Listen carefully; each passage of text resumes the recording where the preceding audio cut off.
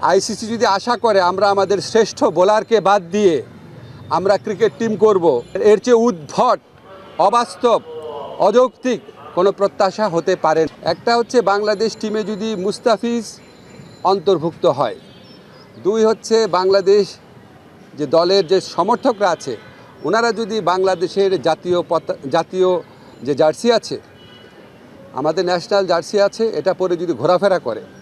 আর third হচ্ছে election যত এগিয়ে আসবে তত নাকি বাংলাদেশ দলের নিরাপত্তা আশঙ্কা বৃদ্ধি পাবে। তো আইসিসি সিকিউরিটি টিমের এই বক্তব্য সন্দেহাতীতভাবে প্রমাণ করেছে যে ভারতে বাংলাদেশ ক্রিকেট টিমের টি-20 বিশ্বকাপ খেলার কোনো রকম পরিস্থিতি নাই। আইসিসি যদি আশা করে আমরা আমাদের শ্রেষ্ঠ বোলারকে বাদ দিয়ে আমরা ক্রিকেট টিম করব, আমাদের যারা সমর্থক আছে তারা বাংলাদেশের জার্সি পরতে পারবে না, আর আমরা ক্রিকেট খেলার জন্য বাংলাদেশের নির্বাচন পিছিয়ে দিব, তো এর চেয়ে উদ্ভট, অবাস্তব, অযৌক্তিক কোনো প্রত্যাশা হতে পারে না।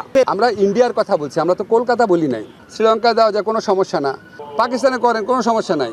সংযুক্ত আরব আমিরাতে করেন, কোনো সমস্যা নাই। আইসিসি যদি ভারতের কথায় উঠে আর না বসে, তাহলে অবশ্যই আমাদের টি-20 বিশ্বকাপে খেলার সুযোগ শ্রীলঙ্কাতে দেওয়া উচিত।